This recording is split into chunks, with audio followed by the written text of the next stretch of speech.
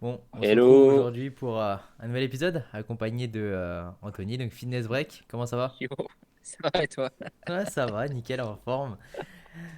Bon, aujourd'hui on va vous parler des protéines. Vous allez absolument tout savoir sur celles-ci, tout ce qu'on a à vous dire.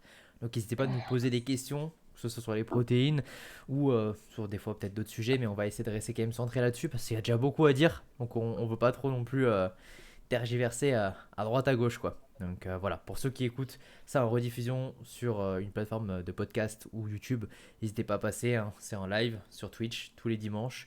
De manière générale, des fois il y a des exceptions bien sûr, mais voilà, comme ça vous pouvez venir participer avec nous et nous on peut vous aider tout simplement dans vos objectifs, nutrition ou entraînement. On va commencer. Bah vas-y quand tu veux, hein. Tu veux ouvrir le bal? Vas-y, vas-y, vas-y. Donc, si vous avez des questions, c'est le moment, vous pouvez. J'ai écrit le petit message. On va commencer par parler de la base. Les protéines, c'est quoi? Ça sert à quoi? Leur utilité de manière générale. Bon, on entend beaucoup parler, je pense, des protéines quand on est sportif, quand on fait de la musculation ou autre, dans le sens où voilà, il nous faut de la protéine pour prendre de la masse musculaire, mais ça ne se limite pas du tout que à ça. Ça va bien au-delà de ça, hein, bien sûr. Pour citer que les fonctions, ou du moins le rôle les plus importants, on va parler du système immunitaire par exemple, leurs fonctions enzymatiques. Hmm. Ça peut servir pour le transport ou le stockage. Ça a de multiples fonctionnalités et même si on n'est pas sportif, eh bien, il faut en consommer. Et ça, je pense que c'est très souvent oublié et énormément sous-coté. Je ne sais pas ce que tu en penses toi par rapport à ça. Bah ce qu'il faut dire surtout c'est que il y a trois macronutriments qui sont répartis aujourd'hui. C'est les protéines, le glucide et les lipides. Et s'il y en a bien un dont on sait qu'il est absolument indispensable pour notre santé de manière générale, c'est vraiment les protéines. Les protéines, c'est vrai que comme tu l'as dit, on les connaît surtout pour un aspect sportif, puisqu'elles permettent en effet d'accélérer la récupération musculaire, la récupération nerveuse. Elle permet aussi de conserver un bon équilibre entre tout ce qui est masse grasse, masse maigre, etc. Mais les protéines ont aussi un rôle santé avant tout, un rôle extrêmement important, comme tu l'as dit, pour le système immunitaire, mais aussi pour le système digestif, parce que les protéines, par exemple, peuvent prendre la forme de ce qu'on appelle des enzymes, et on a besoin d'enzymes pour digérer, pour procéder à certaines actions de conversion, par exemple, entre tout ce qui est L-tryptophane et le 5-HTP, par exemple, ou alors tout ce qui est phénylalanine, tyrosine, par exemple. Mais les protéines vont jouer aussi un rôle important pour tout ce qui est cicatrisation, le transport. Il y a beaucoup Ouais. de protéines qui sont utilisées par l'organisme pour transporter des lipides, des hormones, les macronutriments dont on a besoin pour les apporter aux cellules. Et les cellules, les protéines, hein, sont vraiment le macronutriment, c'est la charpente de l'organisme, hein. Pas de protéines, pas de vie, pas de protéines, pas de corps, tout simplement. Donc les protéines sont vraiment indispensables pour l'organisme dans absolument sur tous les points de physiologie, sur tous les points de santé que l'on peut rencontrer. Et il faut impérativement consommer des protéines pour être en bonne santé, et ça, peu importe le cas de santé et le contexte physiologique dans lequel on est, quoi. Ouais, bah exactement. Aussi, ça peut être, je pense qu'on n'en parle pas, mais parce que c'est aussi une de ses fonctions, ça peut être une source d'énergie. On parle beaucoup des Mm. glucides ou des lipides qui peut être aussi utilisé comme source d'énergie. Mais même si c'est pas sa principale fonction, quand même, les protéines peuvent aider par rapport à ça. Donc, c'est important de le souligner, surtout comme tu l'as dit avant, de toutes les fonctions que ça peut avoir au-delà de Mm. la récupération musculaire, de la construction, de la masse musculaire. C'est utile absolument à tout le monde. Je pense que ça a moi cette mauvaise image parce que bon ben on a beaucoup entendu parler des protéines dans un premier temps avec les bodybuilders.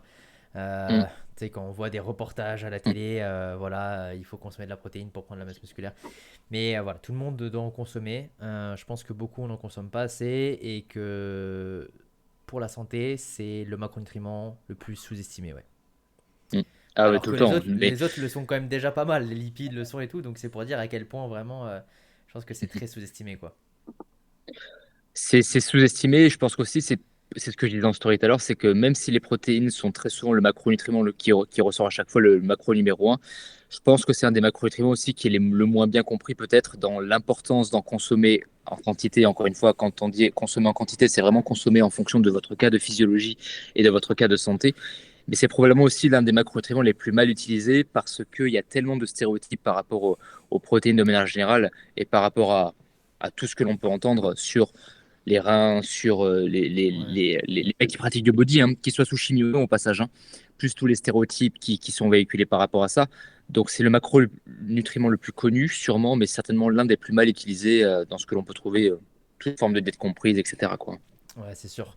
Mais du coup, on peut du coup décaler et parler un petit peu des fausses croyances. Et je pense que du coup, tu as beaucoup d'exemples peut-être toi à citer. Je sais que dans tous les suivis que tu as, c'est très orienté vers la physio, les problèmes de santé ou autres. Mm, Est-ce que mm. du coup, par rapport à la protéine, il y a des points que tu abordes très souvent dans tes suivis, dans tes consultations, justement pour aider des gens dans des problématiques? Bah, déjà, ce qu'il faut comprendre, encore une fois, c'est que quand vous allez mettre en place une stratégie pour votre contexte de physiologie ou pour votre cas de santé, peu importe comment vous voulez l'appeler, vous devez constamment comprendre que c'est votre contexte et votre santé qui vont avant tout définir ce que vous allez pouvoir mettre en place et ce que vous allez devoir mettre en place. Ça, c'est la première chose. Ce qui veut dire que quelqu'un qui a un état de santé A ne pourra potentiellement pas mettre en place la même diète que une personne qui est dans un état de santé B et inversement, etc., etc. Donc, toujours prendre en compte que, et ça, peu importe que ce soit par rapport aux protéines, aux glucides, aux lipides, à la supplémentation et au reste, euh, c'est votre cas de santé et votre contexte de physiologie qui, avant tout, vont pouvoir déterminer et vont tout simplement justifier la répartition que vous allez mettre en place, le timing éventuellement, la quantité euh, et tout ce qui va aller avec. Donc là, pour rester dans l'exemple des protéines, par exemple, quelqu'un qui a une insuffisance rénale, parce qu'on en parlait tout à l'heure, enfin, c'est Ouais. ce que tu as introduit, ne pourra pas consommer autant de protéines. Encore une fois, on parle de quelqu'un qui a une insuffisance rénale qui a été diagnostiquée, hein, validée par un médecin, par un praticien de santé. Okay, quelqu'un qui a une insuffisance rénale ne pourra pas avoir autant de protéines dans ses apports que quelqu'un qui n'a pas de problématique rénale, par exemple. Quelqu'un qui a potentiellement une dysbiose de putréfaction ne pourra peut-être pas avoir autant de protéines dans son alimentation que quelqu'un de lambda. Quelqu'un qui a une intolérance à l'histamine, par exemple, ne pourra peut-être pas avoir autant de protéines dans son alimentation que quelqu'un de lambda. Pourquoi? Parce que il y a plusieurs acides aminés qu'on appelle des acides aminés essentiels, d'accord? Et il y a un de ces acides aminés essentiels qui est précurseur de l'histamine, qu'on appelle l'histidine. Et le problème, c'est que si vous donnez des aliments trop riches en histidine, par exemple, ça peut augmenter la production d'histamine, ce qui peut venir accentuer l'intolérance à l'histamine que vous allez avoir sur le cas en question. Donc, c'est pour ça que toujours adapter la quantité de protéines que vous allez avoir en fonction de votre cas de santé et en fonction de votre contexte de physiologie, quoi. Ça, c'est vraiment le plus important, quoi. Ouais, ouais, toujours que ce soit bien vraiment adapté, les quantités ou même le choix des protéines alimentaires. Parce on va en aborder après un petit peu les différences entre les différents types de protéines, végétales, animales, mais ne sont Mhm. peut-être pas appropriées à tout le monde au niveau de notre système digestif. Je pense Aussi, qu'il y a un problème qui est très souvent aussi, je dirais, souligné, les problèmes éventuellement digestifs, donc au niveau des gaz ou autres, liés à la protéine. Je pense que ça, c'est quelque chose qui te parle et que tu as déjà ouais. rencontré, que ce soit dans des suivis ou autres. Est-ce que, donc, du coup, par rapport à ça, tu pourrais en parler un petit peu plus parce que je sais que c'est ton domaine et j'aimerais que les gens, du coup, en sachent un peu plus sur ça. Ben, le problème, c'est que ce qu'il faut comprendre, c'est que on est tous, en fait, c'est ce que je dis tout le temps, hein, c'est qu'on est tous similaires, mais à la fois extrêmement différents. De par on est tous similaires parce qu'on a une tête, deux bras, deux jambes, un cœur, un foie, etc. Ouais. Mais on est tous aussi différents de par le fait que notre métabolisme, en fait, alors, quand on regarde la définition du métabolisme, en fait, c'est sur Wikipédia, la définition que l'on peut trouver, c'est que ça correspond aux échanges énergétiques plus ou moins qui se passent au sein du corps. Quand on va dans des ouvrages un peu plus poussés, le méta, c'est toutes les fonctions de physiologie interne associées à tous ces échanges énergétiques. Moi, j'aime bien donner une définition de ça qui est un peu plus philosophique dans le sens où le méta que vous avez, votre santé, votre méta, c'est votre santé, hein, pour Ouais. truc. Votre santé est tout simplement le reflet de ce que vous avez été, vos antécédents, votre éducation, votre religion, vos traumas éventuellement. Malheureusement, c'est-à-dire, là, il y a un papier, là, il y a pas longtemps que j'ai lu, par exemple, qui disait que les enfants, malheureusement, qui ont subi des traumas dans leur enfance, peu importe le trauma, que ce soit agression sexuelle, attouchement, harcèlement scolaire, etc., etc., etc., sont Ouais. beaucoup plus sujets, par exemple, sont statistiquement beaucoup plus prédisposés à plus tard déclencher ce qu'on appelle un syndrome de la teste irritable. Ou même peut-être que on se rend compte que les enfants, malheureusement, dans leur enfance, qui ont été pareil, victimes de traumas très particuliers au niveau familial ou autre, hein, encore une fois, on peut prendre vraiment tous les contextes, Ouais, ouais.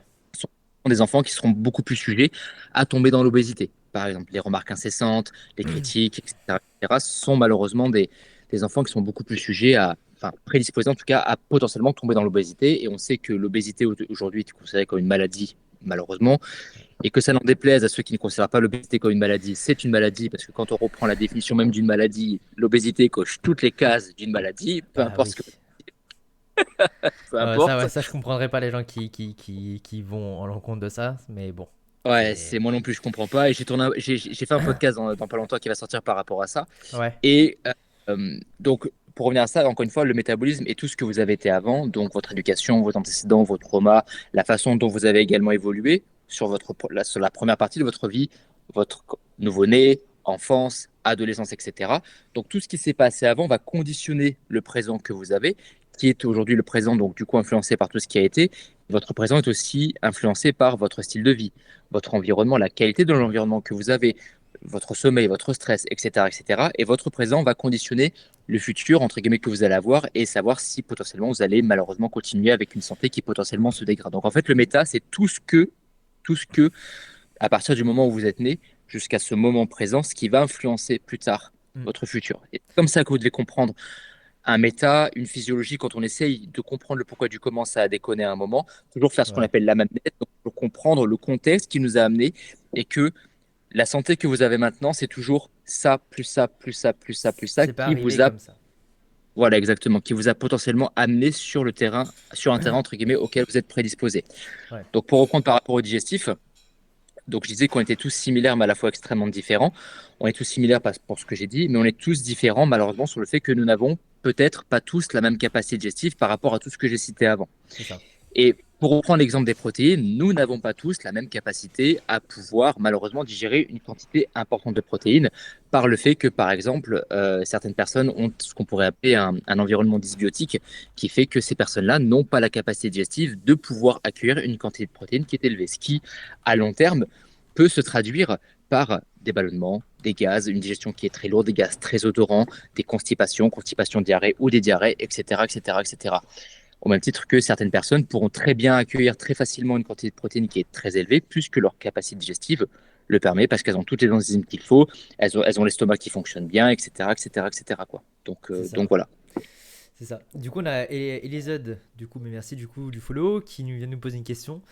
Faut-il Oui. compter les protéines indirectes contenues dans le riz et pâtes? Moi personnellement, je pense qu'il faut toutes les compter. Parce que elles apportent tous des acides aminés, bon, certaines quantités moindres que d'autres, mais ça reste des protéines.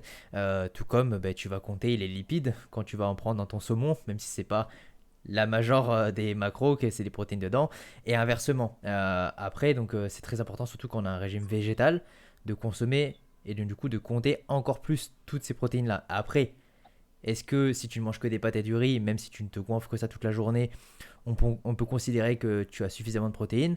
C'est Mm. différent parce que tu n'auras pas un profil d'acides aminés dans la journée qui, Complet, qui ouais. est complet en fait. C'est plus ça qui est problématique. Mais il faut, à mon sens, je le compte. Je le compte, oui. Ben, moi, je pense qu'il faut le compter, et je sais que pendant très longtemps, il y a beaucoup de préparateurs qui l'ont dit et qui le disent encore, hein, qu'il ne faut compter que les protéines dites effectives. Mais Ouais. non, mais non, je pense qu'à un moment, il faut arrêter de. Enfin, je vais pas encore me faire des potes, mais il faut arrêter de fumer, quoi. Euh, à partir du moment où vous allez manger quelque chose, vous allez boire quelque chose, votre corps va s'en servir pour faire ce dont il a besoin. Ouais. Donc oui, on prend du riz basmati, par exemple, allez, qui a à peu près 1 gramme de... je parle pour la version cuite, qui a à peu près 1 gramme de protéines au 100 grammes. Bon, bref, ça, on s'en fout.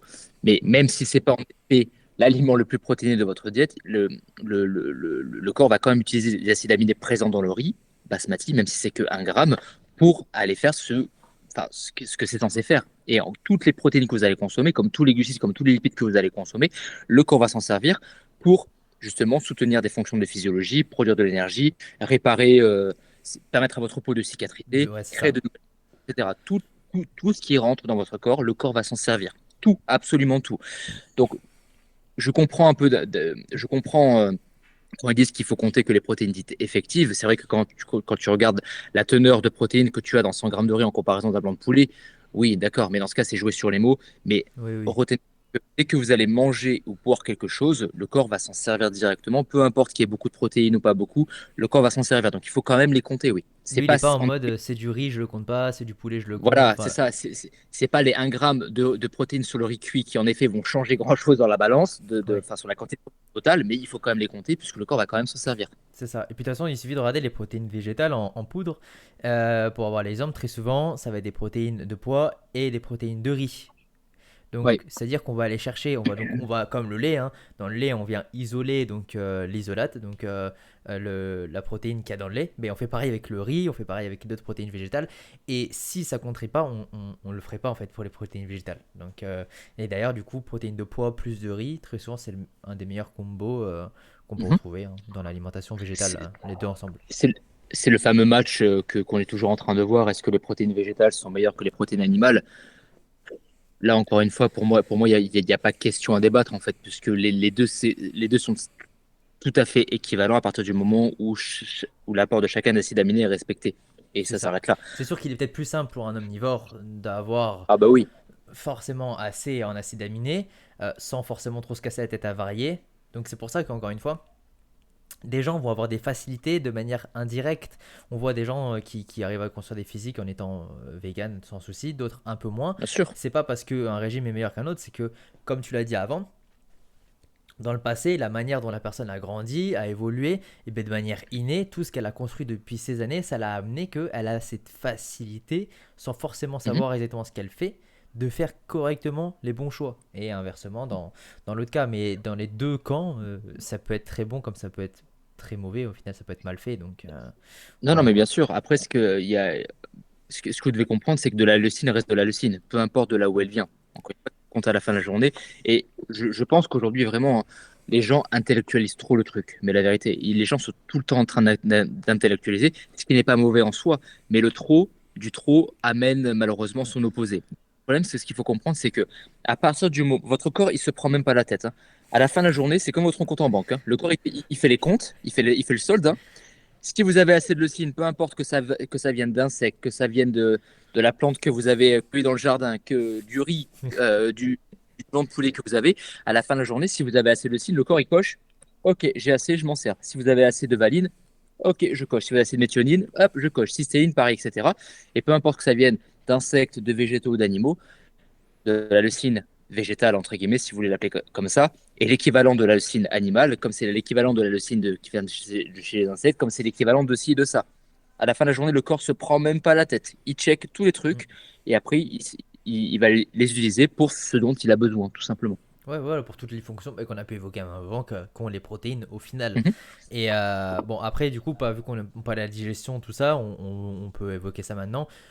Un des freins, par contre, je pense, à avoir un régime végétal, ça peut être justement votre système digestif, qui peut Mhm. là être un frein. Parce que si, euh, moi, par exemple, dans mon entourage, c'est ma soeur qui a été végétalienne pendant un moment, ne digérait absolument pas les sources de protéines végétales. Et ça, c'est Oui. vraiment propre à elle. Et donc, du coup, elle est contrainte à ne pas pouvoir le suivre. Mais ça ne veut pas dire que le régime végétal est mauvais. Faut pas faire ce raccourci-là en mode cette personne-là, elle peut pas le faire, donc c'est mauvais pour la santé. Non, c'est que elle, son système, n'y répond pas de manière positive. Mais toi, si ton corps y répond de manière positive, que tu n'as pas de problème au niveau du transit, au niveau de tes selles, au niveau des gaz qui enfument toute ta maison Mhm. toutes les 2 heures, eh ben, Mhm. tu peux, tu peux, tu vois. Et je pense qu'il y a très souvent ce raccourci-là qui sont faits en mode si une personne réagit mal à tel aliment ou à tel régime ou autre, c'est forcément mauvais quoi. Non, mais c'est tout à fait ça. Et encore une fois, c'est ce qu'on disait au début. Et ça, c'est vraiment quelque chose que vous devez comprendre et retenir, c'est que c'est toujours votre contexte physiologique et votre cas de santé qui va toujours justifier ce que vous devez faire, de ce que vous ne devez pas faire, de ce que vous pouvez faire, de ce que vous ne pouvez pas faire. Ouais. D'accord? Ça, c'est vraiment le comprendre. Donc, il n'y a pas de meilleure diète en soi. Ce qu'il faut comprendre, c'est que certaines diètes, en effet, comme la diète végane, ok, ou végétalienne, ou peu importe comment vous voulez l'appeler, demandent un peu plus d'intellect, un peu plus de connaissances, un peu plus précis, un peu plus technique. Ok.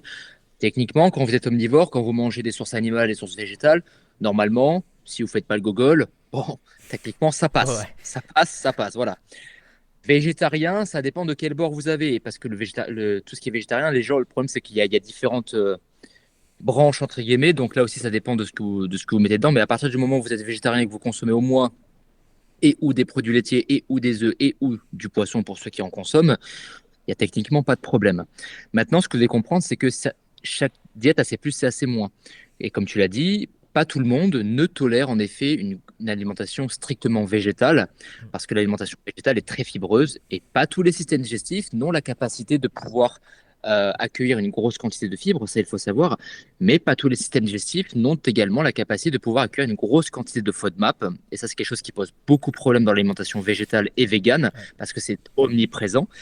Et vous devez comprendre que si vous n'avez pas la capacité d'accueillir une grosse quantité de FODMAP, ben, ça va être très compliqué pour vous d'avoir une alimentation végétale. Et croyez-moi C'est que ça. même si vous faites un protocole de FODMAP avec réintroduction derrière, vous allez voir, vous risquez d'être assez limité dans votre choix, quoi, hein. Bah, faut s'y accrocher hein, parce que déjà faire le protocole de réinsertion FODMAP, c'est quelque chose qui est très long, Mm. socialement qui peut être très très très compliqué et franchement, bah, faut vraiment s'y mettre à 200% quand on est dedans et ça dure pas 2 3 semaines quoi, hein. Ça peut vite monter à Ah oui, voilà, bon, quand tu évinces, plusieurs mois. voilà, quand tu évinces tout, ça dure plusieurs semaines, mais après la réintroduction progressive, si tu veux vraiment faire ça bien, bah, ça peut vraiment prendre énormément de temps, beaucoup de mois, et c'est des mois et des mois où socialement, tu ne vas pas pouvoir faire grand-chose, sauf si tu ramènes ton tupperware un peu partout, quoi. Enfin, il va Bah, falloir être prêt à faire ces sacrifices, quoi.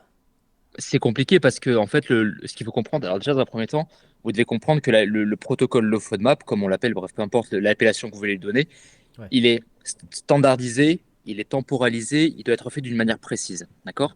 Vous avez en premier ce qu'on appelle la phase d'éviction, qui elle dure à peu près minimum 2 semaines jusqu'au maximum du max où on peut pousser, c'est 6 semaines. D'accord? Moi, en général, je fais toujours 3 4 semaines parce que si l'alimentation low FODMAP vous fait effet, ça ne trompe pas et vraiment, c'est de ouais, suite hein, qu'on voit directement des effets. Des fois, certains systèmes digestifs qui sont un peu plus tiraillés demandent un peu plus de temps, mais en général, 3 4 semaines, c'est suffisant pour voir si c'est bon ou pas. Si c'est bon, en général, vous pouvez être sûr que dans 80 à 90% des cas, on a mis le doigt sur potentiellement ce qui n'allait pas. Après, on a la phase de réintroduction, du coup, qui dure au minimum 8 semaines, donc c'est déjà un certain temps. Et après, ouais. si vous êtes une femme, ça dure un peu plus longtemps parce que s'il y a un cycle qui vient s'intercaler entre, en général, on évite de réintroduire sur la semaine qui va précéder les règles et la semaine des règles pour éviter de biaiser la réintroduction, pour éviter de biaiser la compréhension qu'on va avoir par rapport à la réintroduction. Et c'est pour ça que chez les femmes, ça peut durer potentiellement un peu plus longtemps. Donc c'est pour ça qu'il faut faire aussi attention avec ça. Et ouais, ça dure plusieurs mois, quoi. Donc faut aussi s'accrocher. Et le problème, c'est que pas toutes les personnes n'ont le profil aussi pour faire du protocole low FODMAP. Parce que si la personne a des troubles du comportement alimentaire, encore une fois, Ouais. diagnostiqués par un praticien de santé, c'est compliqué. C'est compliqué. Bah, c'est ça. Parce que l'autre FOMAP, bon, j'en ai eu déjà l'expérience dans les suivis, dans des suivis. Très souvent, les 2 premières semaines, ça peut passer, mais c'est plus après la réintroduction qui peut être compliqué. Il faut comprendre que c'est sans pitié. Il n'y a vraiment pas de flexibilité, c'est très limité hein, par rapport à ça quand même. Et l'autre chose, c'est que si vous faites une erreur de parcours, à arriver à 3 ou 4 semaines, ça peut tout simplement faire tout repartir à zéro en fait. Bah, C'est c'est ça compliqué. quoi. Alors après, moi, ce que je dis très souvent aux personnes qui sont en low FODMAP, c'est qu'en fait, c'est que du passe-passe. C'est comme ça qu'il faut vraiment prendre le truc, c'est que c'est vraiment que du passe-passe, dans le sens où essayez de voir ça un peu comme quand vous allez sur Google, vous avez l'impression que vous pouvez rien manger. Quand on est sur du low FODMAP, ce qu'il faut comprendre, c'est que le problème n'est pas l'aliment en La soi. quantité, ouais. C'est ce qui va composer. Oui, il y a la quantité, mais c'est surtout en fait ce qui va composer l'aliment. Ah oui. On va sur Google, techniquement, les pâtes, on peut pas en manger. Parce que la plupart des pâtes sont faites avec du blé, techniquement. Oui. Le blé est riche dans un FODMAP qu'on appelle le fructane. Ok. Bon. Mais le problème, c'est pas la pâte en elle-même, c'est ce qui va composer la pâte. Ça, c'est différent. Donc, en fait, quand vous comprenez ça, vous voyez qu'en fait, il y a toujours du passe-passe. Donc, les pâtes au blé, non. Ok. Par contre, les pâtes de riz ou les nouilles de riz, dans le riz, il n'y a pas de FODMAP. Ouais. Tranquille. Pâte de sarrasin, le sarrasin, il n'y a pas de FODMAP. Quinoa, millet, sorgho, pâte au maïs pour ceux qui en trouvent, les pâtes aux œufs, Mm.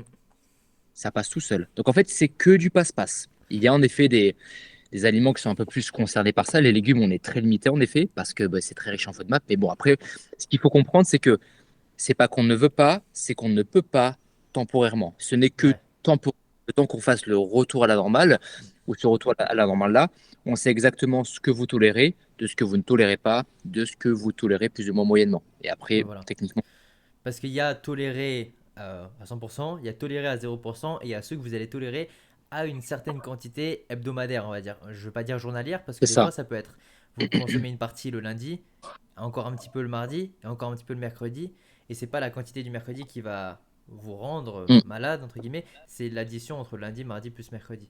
Et pourquoi du coup on parle des FODMAP? Parce que ben, on parle des glucides hein, quand on parle des FODMAP, parce que les aliments végétales, donc lentilles, pois chiches ou autres, oui, c'est riche en protéines, mais c'est aussi riche en glucides. Et donc, du coup, dans l'alimentation végétale, c'est pour ça qu'on en rencontre beaucoup, en fait. Donc, voilà, Exactement. Pour ceux qui ne savent pas ce que sont les FODMAP, en fait, les FODMAP, c'est des sucres qui sont présents dans tous les aliments de manière générale, sauf les protéines animales. Donc, il y en a absolument partout, hein. Absolument partout. C'est des sucres fermentescibles, en fait, qui vont simplement augmenter la fermentation qui va être présente au niveau de l'intestin.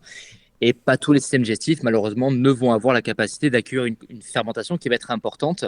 Et c'est ce qui cause principalement les constipations, les diarrhées, les gaz, les ballonnements que vous allez avoir, etc. etc., etc. Alors, c'est très simpliste, hein, c'est très oui, vulgarisé volontairement, parce que si on rentre dedans, on pourrait y passer une heure.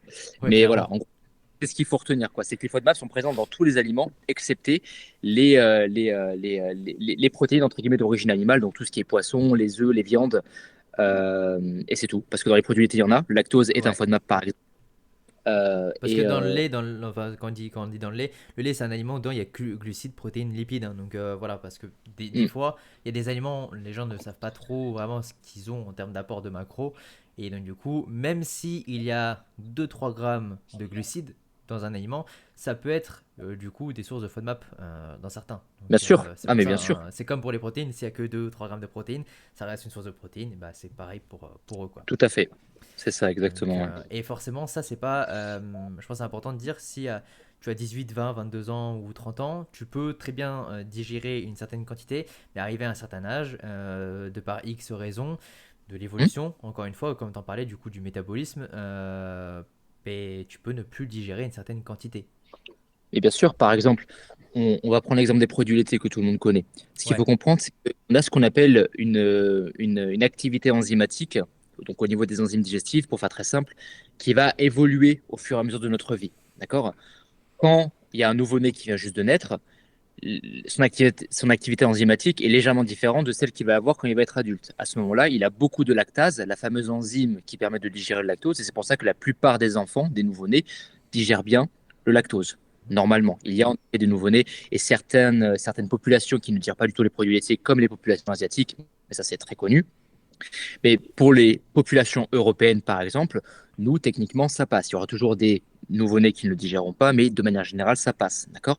Par contre, plus on va grandir, plus l'activité enzymatique, donc du coup de la lactase, va être amenée à baisser. Et c'est pour ça qu'en grandissant, de moins en moins de personnes, je dis bien potentiellement et statistiquement, se retrouvent à être moins en capacité de pouvoir digérer ou du moins supporter une quantité de lactose qui est importante. Alors à ça aussi, il faut comprendre que l'activité enzymatique que vous allez avoir va fortement évoluer de par l'alimentation que vous allez avoir. Mm. Forcément, si vous consommez des produits laitiers quand vous êtes enfant, mais qu'après vous arrêtez complètement d'en consommer, mais statistiquement, vous vous prédisposez à être en capacité de beaucoup moins bien tolérer les produits laitiers à l'avenir. Par contre, si vous avez consommé des produits laitiers tout au long de votre vie, techniquement, ça passe quoi. Ouais, il y a plus de chances que de toute façon ton corps en fait ait continué de produire cette enzyme, donc la lactase, pour continuer C'est ça, de digérer ben, les produits laitiers. Donc, et c'est pareil c'est pour ça. les autres enzymes d'ailleurs. On Ben, ne peut pas après, avancer pour tous, mais voilà. ben, ça dépend parce qu'en fait, encore une fois, la création d'enzymes va dépendre de beaucoup de choses. Elle va dépendre de la santé de ton foie, de la santé de ton pancréas, par exemple, un diabétique, par exemple, qui a ce qu'on appelle une pancréatite, qui est simplement le fait que le pancréas commence un peu à déconner. Ce qu'il faut savoir, c'est que le pancréas est l'un des organes qui va principalement sécréter les enzymes que tu vas avoir à disposition. Donc, si par exemple tu te retrouves avec un pancréas qui commence un peu à partir un peu à droite à gauche, Mm. bah, ça peut être un peu compliqué. Si pareil, enfin, c'est pareil, si au niveau digestif ça commence un peu à battre de l'aile, bah, les enzymes que tu vas avoir à disposition, ça va être un peu compliqué aussi d'en avoir suffisamment.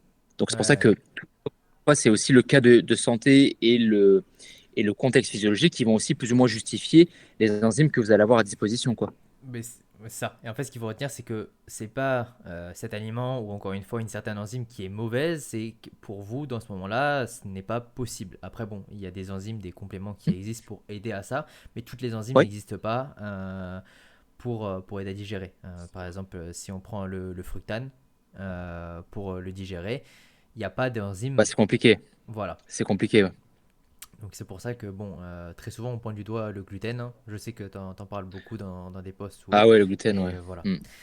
Donc c'est ça par rapport au FODMAP.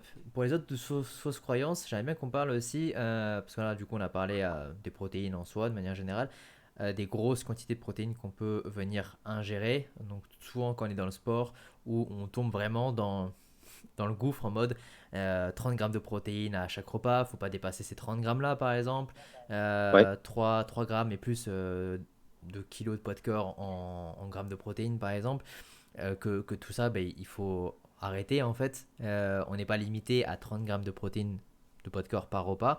C'est sûr non, qu'il y a des totales qui sont peut-être plus optimales que d'autres, mais en soi, si on reste à ça, si les gens mangent que 2 3 fois par jour, les gens n'auraient jamais assez de protéines jamais. dans leur quotidien.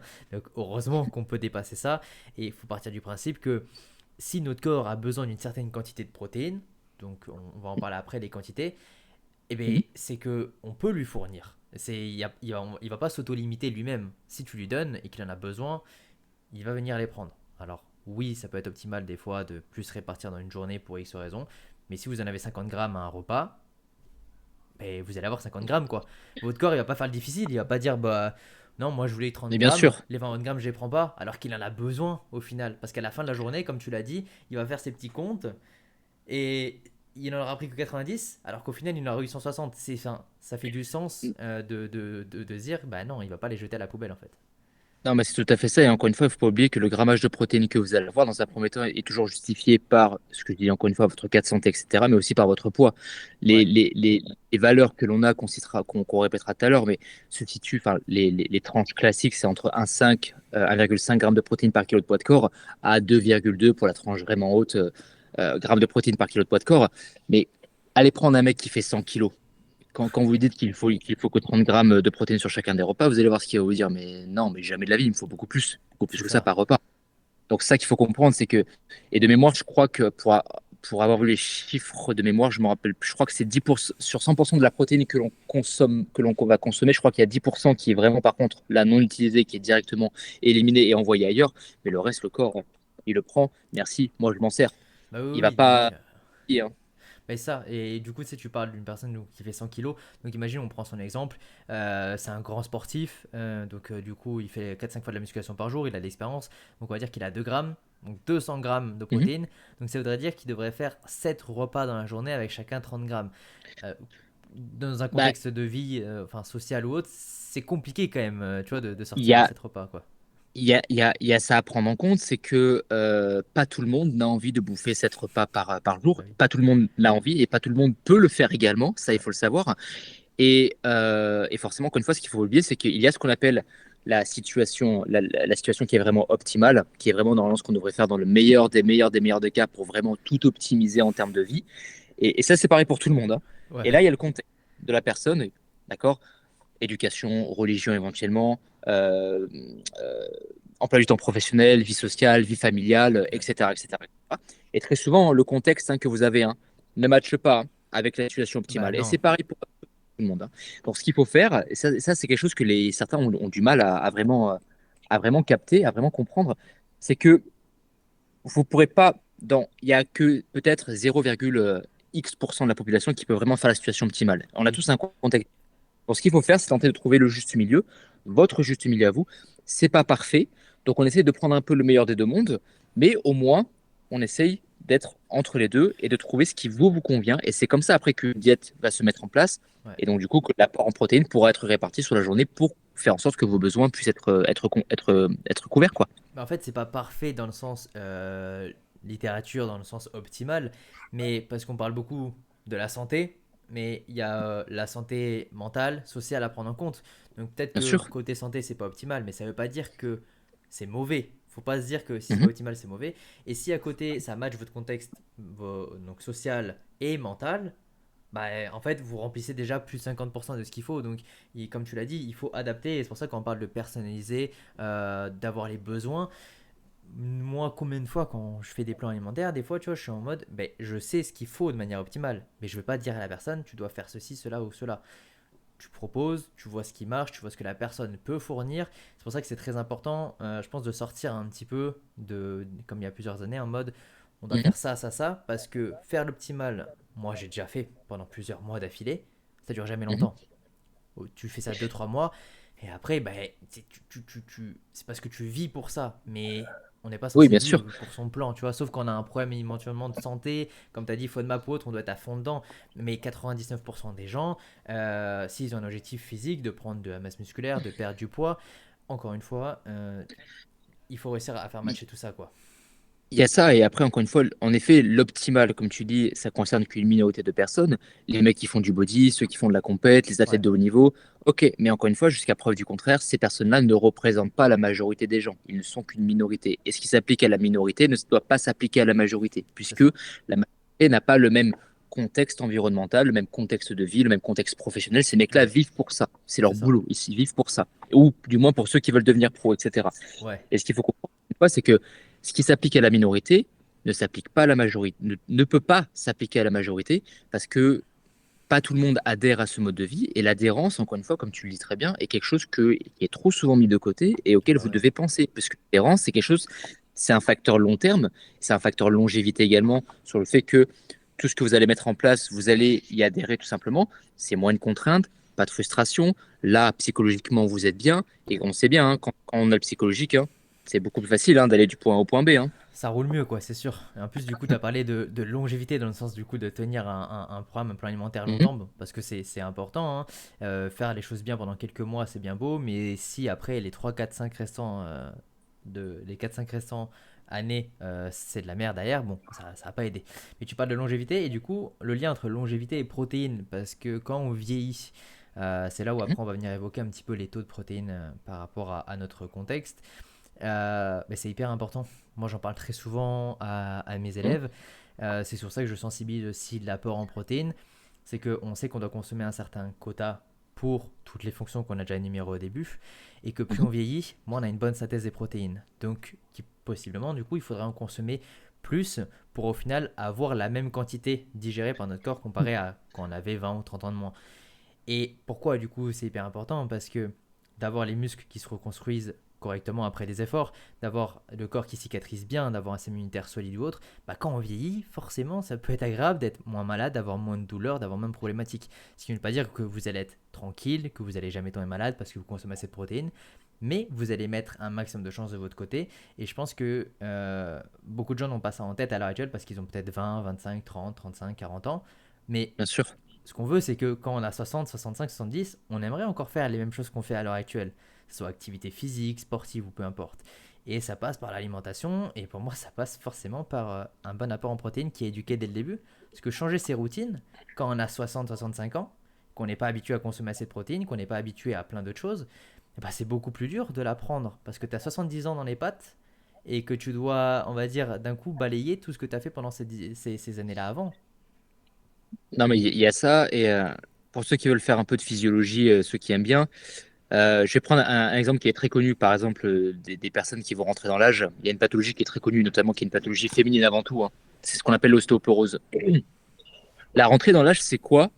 C'est simplement le fait que ben, la physiologie, de manière générale, va tout simplement commencer à se dégrader, entre guillemets, progressivement, de par le fait que le corps rentre dans l'âge, de par le fait que le corps devient moins performant, il arrive à moins bien se régénérer, les cellules fonctionnent, commencent à de moins en moins bien fonctionner, les cellules se régénèrent moins vite, elles produisent moins d'énergie, donc forcément les fonctions de physiologie et organes commencent à légèrement décliner, etc. etc. Euh, il y a un truc qui touche les femmes qui rentrent dans l'âge, c'est ce qu'on appelle la ménopause. D'accord? La ménopause, c'est quoi? C'est simplement le fait que la santé hormonale de la femme va commencer légèrement à. Les taux physiologiques pardon, hormonaux que la femme va avoir vont commencer à diminuer au fur et à mesure que le temps va avancer, puisque elle ne sera plus en âge de procréer et parce qu'elle n'aura plus la capacité physiologique de pouvoir donner techniquement la vie. Techniquement, je dis bien, d'accord? L'énergie. Et forcément, on sait que l'ostéoporose est une maladie qui va toucher principalement la santé de la masse osseuse. Ce qu'il faut comprendre, c'est que la masse osseuse, elle a exactement le même fonctionnement qu'un système endocrinien. C'est-à-dire qu'elle a des principes de synthétisation, des principes de destruction, et ces deux principes-là de synthétisation et de destruction sont régulés par un principe de régulation qui va faire que la masse osseuse va se créer, se détruire, se régénérer, etc., etc., etc. Mm. D'accord? On sait que la santé hormonale est extrêmement importante pour entretenir une bonne masse osseuse. Donc là, c'est pour ça que c'est important d'avoir des bons taux de testostérone, des bons taux d'oestrogène, des bons taux de progestérone par exemple, mais aussi d'avoir une bonne fonction thyroïdienne également, parce que la fonction thyroïdienne est extrêmement importante pour entretenir une bonne masse osseuse. D'accord? Et on sait que la masse osseuse aussi est extrêmement dépendante de beaucoup de minéraux qui sont présents dans l'organisme, magnésium, zinc, le calcium, le plus connu, la vitamine D, etc., etc., etc.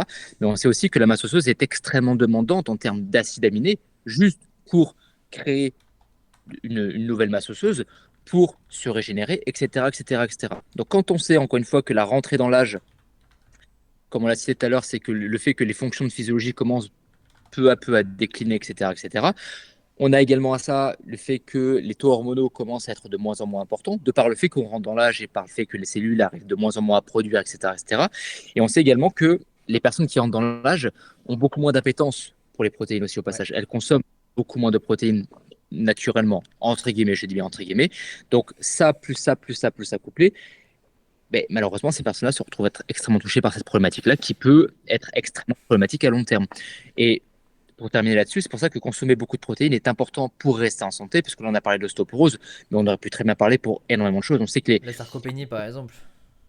exactement, on sait que avoir une consommation élevée en protéines permet de préserver les fonctions cardiaques, préserver les fonctions rénales, même s'il y a un gros adage par rapport à ça, un gros stéréotype par rapport à ça.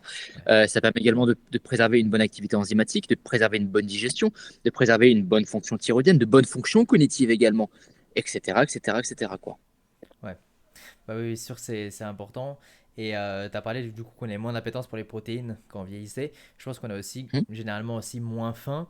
Je sais pas si c'est forcément directement lié à l'âge, mais je dirais que c'est aussi parce que si on vieillit, qu'on on n'est pas très bien en santé, qu'on tombe plus souvent malade, on le sait quand on est malade, peu importe notre âge, on n'a pas faim.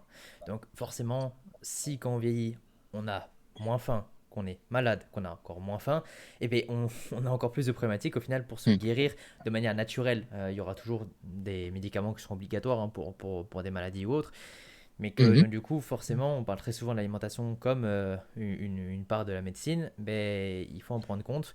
Et je pense qu'il est très sous-estimé par la majorité des gens à l'heure actuelle, c'est ok, tu as cet objectif physique à l'heure actuelle, mais Mhm. est-ce que en atteignant cet objectif, tu vas être éduqué, tu vas apprendre et tu vas comprendre comment continuer à appliquer ça pour continuer par la suite à progresser et à continuer à pratiquer et donc du coup à bien vieillir au final. C'est vraiment ça le plus important et qui est trop sous-estimé. Et je pense que ça fait Non, mais souvent c'est ça. déclic aux gens quand on dit ok, tu sais, il y en a, je veux perdre du poids, je veux perdre 10 kilos, genre les abdos et tout, ok, c'est bien, c'est un objectif que tout le monde peut avoir, et moi je suis tout à fait pour, hein, mais derrière, je veux surtout que les gens soient éduqués et comprennent que avoir ça à l'heure actuelle c'est bien, mais pour le garder un maximum de temps, comprendre comment on l'a eu, et donc, du coup Bien sûr. pouvoir perdurer, bah, ça vaut tout l'or du monde. C'est pour ça que atteindre un objectif en un an, c'est bien, mais si c'est mal fait, je préfère que ça prenne 4 5 6 ans en fait.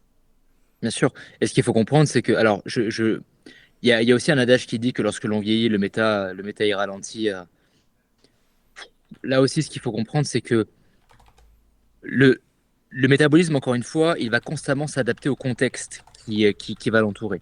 Quand on dit contexte, encore une fois, c'est l'environnement, le sommeil, votre style de vie, tout ce qu'on a mentionné encore une fois au début, etc., etc., etc.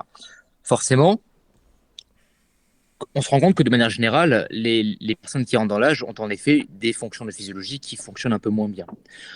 Donc, de ce qu'on peut lire en tout cas dans la littérature, il est vrai que le méta, entre guillemets, et je prends vraiment des pincettes hein, dans ce que je dis, Oui. il est vrai que le méta, on a tendance à constater qu'il est un peu moins performant, mais de là à parler d'un méta qui ralentit, non. La réponse est non. Et croyez-moi que là aussi, c'est beaucoup joué sur les mots, etc. Quand vous rentrez dans l'âge, le méta ne ralentit pas au sens propre auquel vous pouvez peut-être le comprendre, l'interpréter ou l'entendre en fait. Et on se rend compte que les personnes âgées, de par le fait elles ont aussi moins de capacité physique, hein, c'est tout à Oui, fait normal, oui. capacité d'endurance éventuellement, moins d'énergie aussi parce que elles mangent aussi moins par nature, et ça c'est quelque chose qui est très sociétal et on le voit très souvent. Forcément, comme elles se dépensent moins, elles ressentent moins la faim. Ouais. Donc forcément, comme elles se dépensent moins, ben forcément elles mangent moins. Et de fil en aiguille, on en arrive à certaines problématiques de santé que l'on peut rencontrer, par exemple. À long terme, j'entends bien. Donc Et voilà quoi. par Vas-y, rapport, vas-y. juste pour souligner ça, après j'ai une question. En fait, par rapport au métabolisme, ben, on sait qu'il évolue, en fait, comme tu l'as dit, de toute façon, avec l'âge, jusqu'à l'âge adulte. Et après, une fois arrivé à l'âge adulte, en fait, même dans les calculs qu'on peut avoir, les équations prédictives, on sait qu'on prend l'âge en compte dedans. Mais ça ne veut pas dire que parce qu'on Bien prend sûr. l'âge, ça va forcément descendre. C'est plus une généralité, une moyenne qui a été faite pour ces équations. Mais parce que, Mhm.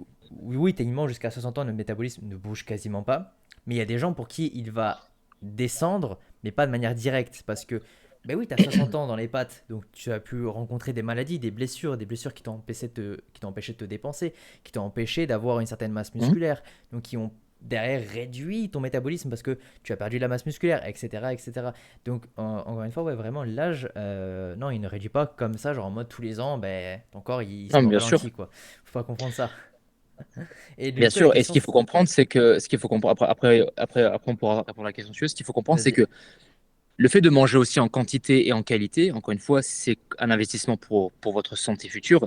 Et le plus vous mangez diversifié, varié en quantité et en qualité, et le plus vous allez le mieux rentrer dans l'âge justement pour éviter, ou du moins pour repousser ou pour soulager de manière plus facile, entre guillemets, tous les problèmes qui seront associés malheureusement à la rentrée dans l'âge. Et on sait que préserver une bonne masse musculaire, hein, quand vous rentrez dans l'âge, est c'est protecteur par rapport à énormément de problématiques de santé que vous pourrez rencontrer à l'avenir, par exemple aussi. Et quand on parle de masse musculaire, on parle pas de forcément être Chris Bumstead ou Arnold Schwarzenegger. Il faut Ah, mais bien remettre un sûr, contexte. bien sûr. On peut avoir Ça de la c'est pas masse santé, ça. musculaire. Voilà, on peut avoir de la masse musculaire sans que ce soit non plus hyper visible. Parce que je pense avec les réseaux, on a très souvent l'impression que d'avoir des bras qui font 40 cm, que tout le monde en a, alors que c'est moins d'1%, tu vois. Donc, je préfère toujours C'est ça. remettre le contexte dessus. Donc, la question, c'est qu'une personne qui a des énormes problèmes gastriques à cause de la protéine, parce que ça fait 6 mois qu'il en prend. Donc, est-ce que je suppose que tu accuses la protéine, je sais pas si tu parles de protéines en poudre ou autre, par rapport à ça, et du coup qui provoque diarrhée, crampe de ventre. Ben, en fait, ça dépend déjà de quelle est l'origine de la source de protéines que la personne consomme. Peu importe que ça Hmm. soit en poudre ou pas, on s'en Oui, fout. oui. Le raisonnement est le même. Est-ce que D'accord. la whey que l'on rencontre dans la plupart des cas, elle est d'origine laitière. Elle est fromagère ou elle provient du lait. D'accord. Donc, est-ce que c'est une protéine qui provient de ça ou est-ce que c'est une protéine qui est plutôt végétale? Pois, riz, chanvre, soja, machin et tout ce qu'on peut trouver. Donc, ça dépend quelle est la source que tu as. Hmm. Si je vais prendre l'exemple le plus connu, si ta whey dedans, elle n'est pas lactose free, elle a du lactose, tu peux commencer par t'orienter justement sur une protéine qui est sans lactose dans un premier temps, pour voir si peut-être que c'est la teneur en lactose qui en effet peut te poser problème. Peut-être que c'est aussi un des édulcorants qui est contenu dans la protéine en question, parce que la plupart des édulcorants malheureusement sont des dérivés de FODMAP, et notamment ceux qui finissent en ol, et All. l'autre, j'arrive jamais à me rappeler le nom, c'est acésulfame K, je crois que c'est ça. Ouais, et l'autre c'est Acésulfame. genre en all, genre xylitol, je pense que c'est le plus répandu. Voilà, c'est ça. C'est xylitol, c'est tout ce qui finit en Ouais, ol. En général, c'est des dérivés de FODMAP. Au passage, les il y a des, chewing-gums aussi, c'est il y a fini. les chewing-gums aussi. Non, mais un Ouais. truc, en plus là, j'y pense parce que j'ai eu le cas là il y a pas longtemps. Si vous prenez des laxatifs à la pharmacie, petit trick, faites gaffe parce que la plupart des laxatifs ont du sorbitol dedans. Le sorbitol est un FODMAP. Ouais. Donc si vous ne tolérez Oh pas le putain. sorbitol et que vous prenez un laxatif à base de sorbitol, ça va très mal se passer pour vous. Je vous le dis direct. Ça Ok, va très très mal ok. se passer. Voilà. Donc, si jamais un jour vous avez une intolérance au FODMAP et que vous savez que vous avez une intolérance au sorbitol, demandez bien à votre pharmacien qui check la composition et qui soit sûr de vous donner un laxatif sans sorbitol, parce que je vous promets que ça va très très mal finir pour vous. Ah Et là, ouais.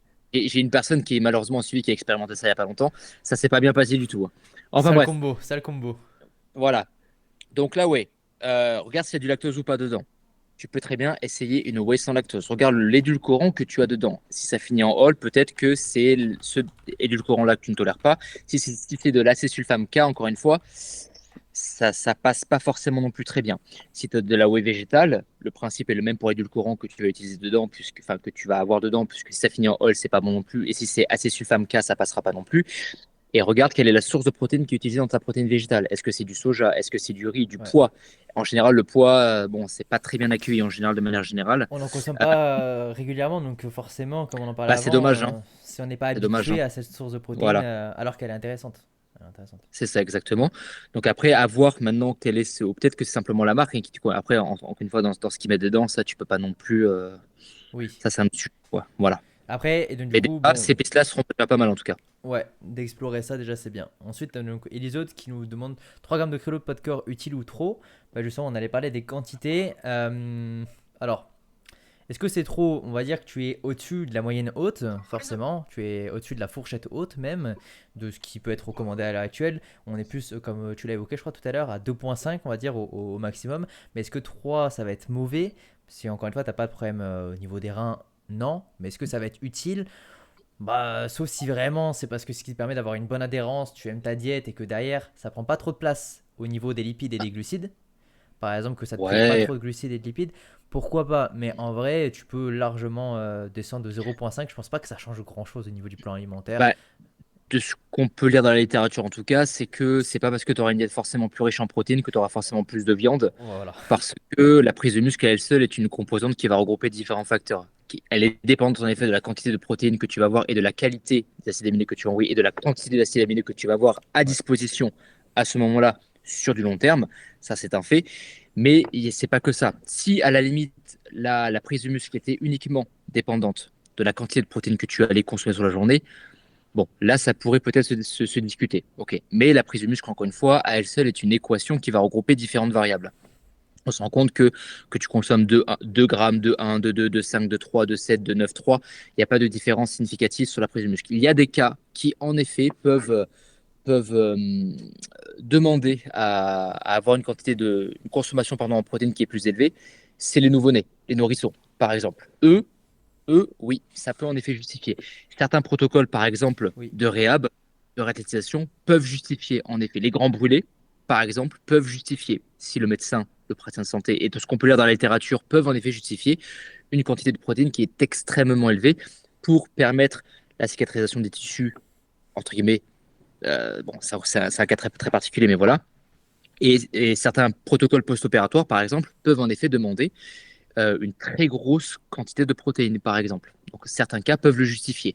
Mais encore une fois, si on est dans la majorité des cas qui représentent 80-90% des 80-90% des cas, rester dans les tranches qui sont plus ou moins fixées, c'est largement bon. Entre 1,5 et 2,2 au plus haut, Ouais, bon voilà voilà. quoi. Bah, du coup, et tu viens de nous répondre, donc je baisse un petit peu mes protéines et j'augmente mes glucides.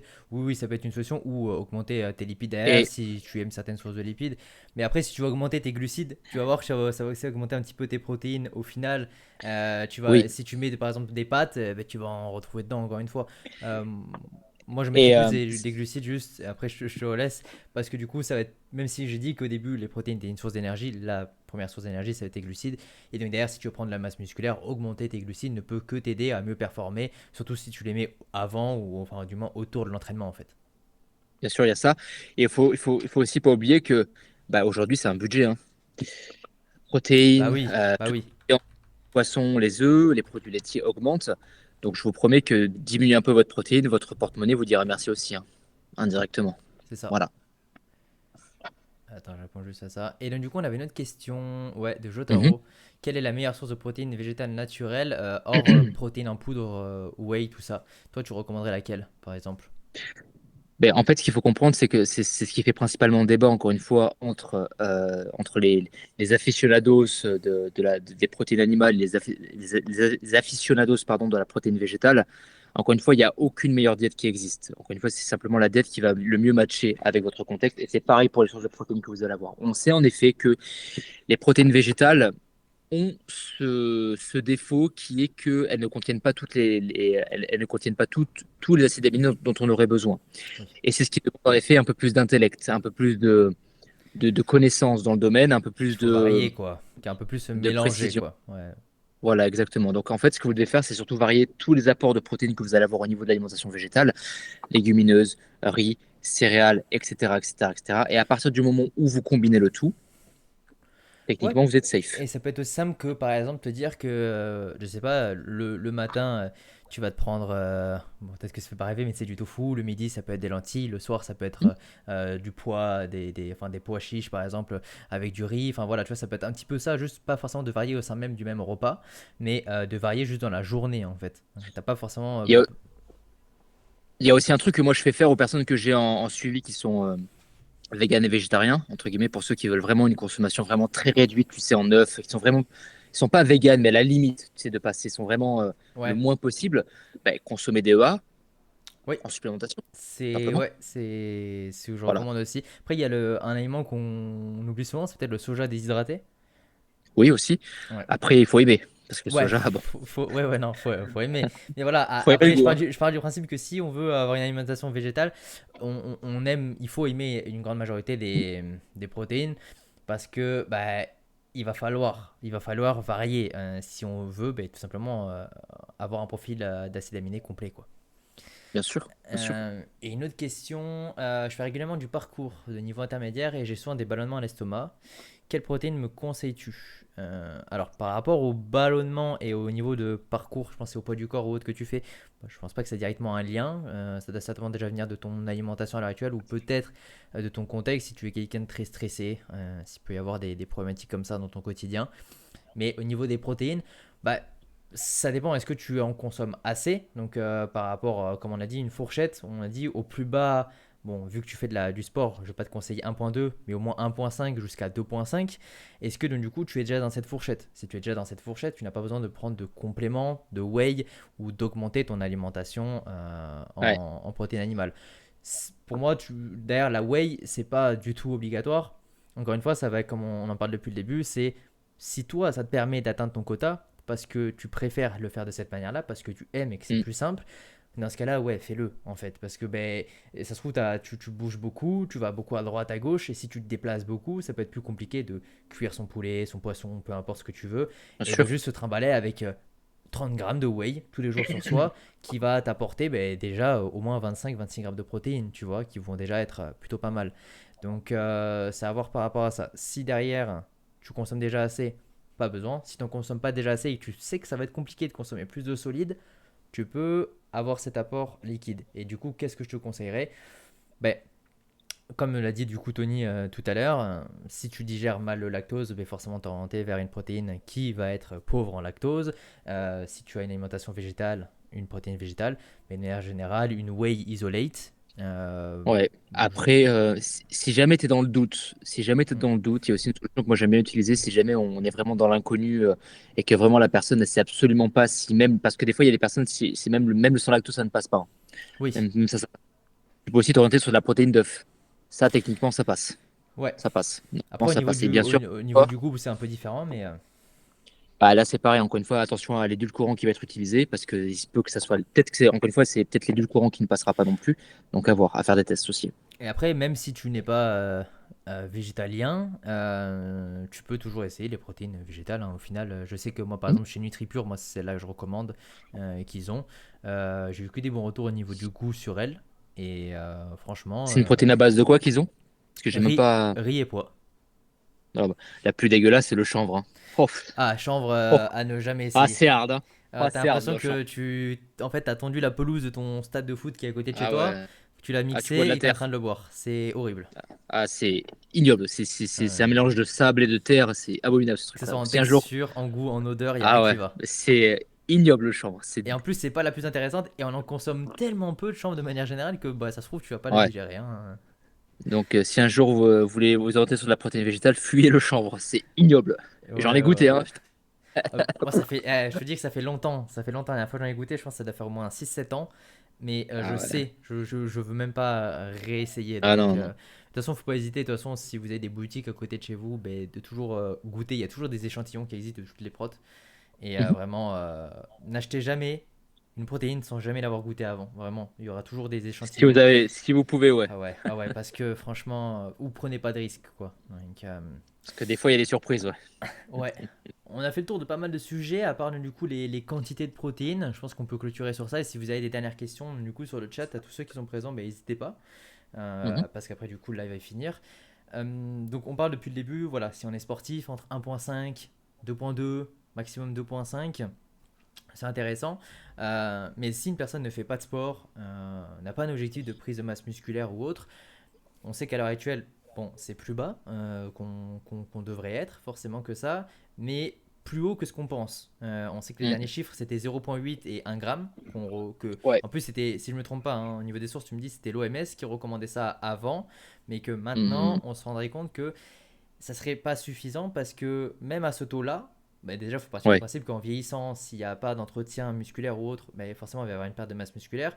Et que bah, même en consommant que 1 gramme poids de corps, on perd quand même de la masse musculaire. Donc, ce qui n'est pas positif, hein, c'est pas quelque chose Ouais. qu'on veut, quoi. Donc on devrait être Donc, plus ouais, haut. comme tu l'as dit, au début, en effet, les premiers chiffres qu'on avait se situaient aux alentours des 0,8. 0,8 à l'époque, hein, je dis bien à l'époque, hein, c'était il y a très longtemps, je sais plus la date exacte, mais c'était à l'époque, c'était vraiment le minimum du minimum du minimum du minimum syndical qui était suggéré, entre guillemets, pour répondre aux besoins de quelqu'un de lambda sédentaire. Ok. Ils ont un peu revu leur copie, hein, ils se sont rendus compte que bon, 0,8, peut-être un peu light là, hein, quand même. Ouais, ouais, 0,8. 0,8, ouais, mais c'était vraiment. Il me Dites-vous semble bien que. que Ouais, c'est très bas, quoi. Dites-vous bien que 0,8 grammes, quelqu'un qui a une insuffisance rénale, d'accord, qui a encore une fois une insuffisance rénale qui est diagnostiquée, peu importe qu'elle soit aiguë, modérée ou sévère, ces personnes-là, on leur demande d'être entre 0,5 grammes de protéines par kilo de poids de corps à 0,8 max. Ouais. Donc, pour quelqu'un qui est lent, en sachant que ça, encore une fois, c'est la tranche pour quelqu'un qui a une insuffisance rénale, encore une fois, bon, on va peut-être remonter peut-être un peu le taux, les copains. Ouais, ouais. Euh, Après, ils ont un peu mis à jour leur copie et on est allé sur du 1 gramme à peu près minimum. Et j'ai même vu certains papiers montrer minimum recommandé jusqu'à du 1 gramme de protéines par kilo de poids de corps. Moi, ce que je vous conseillerais, c'est de au minima vous mettre au minimum sur la tranche basse si vous êtes sédentaire, 1,5 gramme de protéines par kilo de poids de corps. Comme ça, au moins, vous êtes safe. Si vous êtes sédentaire, j'entends bien. Donc, en gros, vous avez, vous bougez très peu actif, pas d'activité physique particulière, pas d'activité sportive, etc., etc. Dès lors du moment où vous allez commencer à pratiquer l'activité sportive, à être un peu plus actif, etc., vous pouvez facilement aller sur du 1,8, 2 minimum, hein. Facilement, ouais. Ouais, ouais. Bah, c'est sûr que déjà, bon, 0,8, 1, j'ai sorti ça parce que je pense que c'est ce que je lis encore beaucoup. Donc je pense que c'est ce qui est encore dit quand même dans pas mal de littérature ou même dans des formations ou autres de manière générale.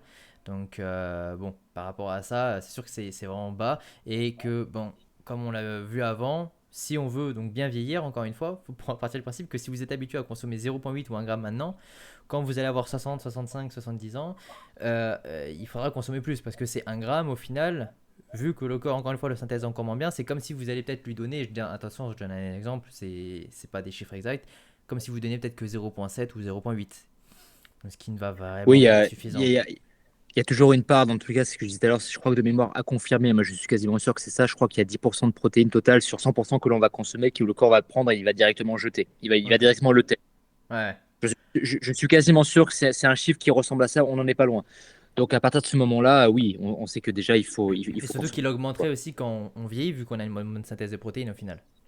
Ah bah, moi, je pense vraiment que plus on rentre dans l'âge et plus il faudra augmenter la consommation parce que quand on sait déjà qu'on a certains paramètres physiologiques qui, par nature, de par la rentrée dans l'âge et parce que c'est quelque chose qui est tout à fait normal, encore une fois, ben, vu qu'on va avoir les fonctions physiologiques et de manière générale vont commencer un peu à décliner de par le fait qu'on rentre dans l'âge qui est tout à fait normal, encore une fois, ben, il faut forcément tenter de minimiser la casse, hein. Donc, forcément, pour moi, augmenter les Ouais. apports à ce moment-là est plus que justifié à partir du moment, encore une fois, où votre contexte vous le permet. Ça, c'est autre chose. Donc, bah ouais. Donc, ça par rapport aux quantités, bon, le minimum, on l'a. Et avec plaisir, du coup, pour ta réponse. N'hésite pas si tu as d'autres questions par rapport à la protéine. Et merci pour le train de la hype, du coup, les gars. Ça fait plaisir. Est-ce qu'il y aurait une petite dernière fausse croyance, un truc que toi, tu aurais voulu aborder éventuellement, Tony? Bah, on peut parler. Il y a tellement de fausses croyances par rapport aux protéines que Ouais, franchement, mais c'était juste pour qu'on dépasse, tu vois, on est bientôt à 1 heure, histoire de faire un petit podcast un peu plus long. Et bah, si on avait une on peut faire. dernière. En général, en fait, on peut laisser je sais pas, le chat décider si jamais ils veulent. On peut très bien parler des reins, qui est le truc le plus connu. Comme on peut très bien parler de l'intolérance à l'histamine aussi, qui est très lié aussi à la quantité de protéines que vous allez consommer. Euh, Après, je sais pas d'autres. Qu'est-ce qu'il y a aussi comme stéréotypes? Il y en a tellement qu'à force, je les ai plus. Bah, on a parlé, moi j'ai parlé forcément des plus communs qu'on peut rencontrer. Donc, système digestif, on consommait trop, on consommait pas assez, par exemple. Protéines végétales, protéines animales, je pense qu'on a fait quand même pas mal de tours. On n'a pas besoin de rentrer plus dans le détail par rapport à ça. Donc, si vous, dans le chat, vous avez quelque chose qui vous traîne en tête par rapport à la protéine, ça pourrait toujours être intéressant. Peut-être la qualité, on n'a pas parlé de la qualité des protéines, tu vois. Parce qu'on Ouais, parle depuis le après. début des quantités ou autres. Donc ça peut toujours être sympa, Bah, tu vois, de se dire, bon, ben, parce je crois que c'est ça qu'il a évoqué, hein, qu'il faut consommer de la protéine, mais consommer de la bonne protéine, forcément, ça va être mieux. Mais qu'est-ce qu'on pourrait considérer comme de la bonne protéine, en fait, justement? Bah, c'est la question qu'on peut se poser. Qu'est-ce qu'une bonne diète en fait? C'est le même principe en fait. Ouais, C'est la comparaison que l'on peut faire. Qu'est-ce que de la bonne protéine? Qu'est-ce qu'une bonne diète en fait au final? Dites-vous bien que encore une fois, la nature a fait qu'aujourd'hui, tous les aliments, on doit absolument consommer absolument tous les aliments que l'on peut se permettre à partir du moment, encore une fois, où notre contexte de physiologie et notre cas de santé nous le permet. Il y a une comparaison que je fais très souvent pour tout ce qui était diversité et variété de l'alimentation, peu importe de quel bord vous vous placez, le drapeau LGBTQ, ok, parfait. Toutes les couleurs, violet, vert, rouge, orange. Alors, je ne l'ai pas dans l'ordre précis, mais vous avez compris. ouais, Ok, il faut vraiment avoir, ou l'arc-en-ciel, si vous voulez, bref, peu importe. Il faut vraiment avoir une alimentation qui reflète le ça. drapeau Ouais, LGBTQ ou alors qui reflète l'arc-en-ciel. C'est le même principe. Consommer des aliments violets, verts, rouges, orange, jaunes, etc., etc., etc. Et en ayant l'alimentation la plus diversifiée, la plus variée, la plus quantitative et la plus qualitative possible, ben, vous allez répondre simplement aux besoins de l'organisme. Et c'est pareil pour les protéines. Des protéines roses, qu'on pourrait par exemple appeler des protéines grasses si vous voulez, poisson gras, de la viande rouge si vous voulez, protéines blanches, protéines maigres, poisson blanc, fruits de mer et poisson blanc très intéressant pour les oméga 3, pour l'apport en iode par exemple, pour l'apport en iode, pour les apports en minéraux également, du poulet aussi, les ouais. œufs, pour protéines jaunes si vous voulez, ok, pour le jaune d'œuf extrêmement riche en vitamines liposolubles, Ah, c'est un bon exemple. En ADEK. vrai, j'avais jamais vu. Enfin, je crois que j'avais jamais entendu ça comme ça, par rapport à vraiment avoir toutes les T'inquiète, couleurs et tout. je vais t'apprendre Jason si tu veux. Et par exemple, les œufs qui sont très riches en choline, le choline extrêmement important pour tout ce qui est neurotransmetteur, pour les fonctions cérébrales, etc., etc., etc. Donc voilà, en fait, avoir l'alimentation la plus diversifiée, variée, quantitative et qualitative possible pour justement faire en sorte que tous les besoins de l'organisme soient comblés, quoi. Voilà, hein. Ouais. Bah, je trouve que c'est un bon sujet de fin de finir comme ça. Comme quoi, ben, je pense qu'on a globalement tout dit, comme quoi il fallait varier, comme quoi il Mm. fallait pas s'arrêter forcément à ce qu'il y avait en fausse croyance avant, ce qui est quand même pas mal important. Donc, je suis vraiment content aussi des personnes qui ont posé des questions. Bon, là, tout le monde Bien s'enflamme sûr. et ont envoyé des subs et tout. Donc, ça fait plaisir qu'il y ait autant de monde qui soit Ah, merci, passé. c'est cool. C'est cool. En tout cas, et bah, vraiment Mais merci à après, tu sais toi, en tout que cas, Tony, hein, on pourrait pour pas. avoir accepté, Bah, hein. avec plaisir, hein. Avec plaisir. Mais après, on pourrait parler de beaucoup de choses aussi, de faire attention aussi, encore une fois, à la supplémentation que vous allez avoir en acides aminés aussi par rapport à votre cas de santé. De trop en Par consommer, par exemple. de trop en consommer aussi, mais aussi faites attention, ne prenez pas par exemple de glutamine si vous avez une insuffisance rénale. C'est vrai Très qu'on n'a mauvais pas, bail. ouais, on n'a pas parlé de la glutamine. On n'a pas parlé de la Ne prenez pas de EAA si vous avez une intolérance à l'histamine, parce que ça va très mal se passer pour vous. Ne prenez pas non plus. Enfin, les cas sont divers et variés, tu vois, mais on aurait pu aussi partir là-dessus. Mais faites attention encore une fois lorsque vous ajustez votre consommation de protéines. N'oubliez pas que c'est toujours votre cas qui va justifier le pourquoi du comment. Ouais, c'est pas parce que vous voyez quelqu'un faire comme ça que vous devez le faire comme ça et inversement.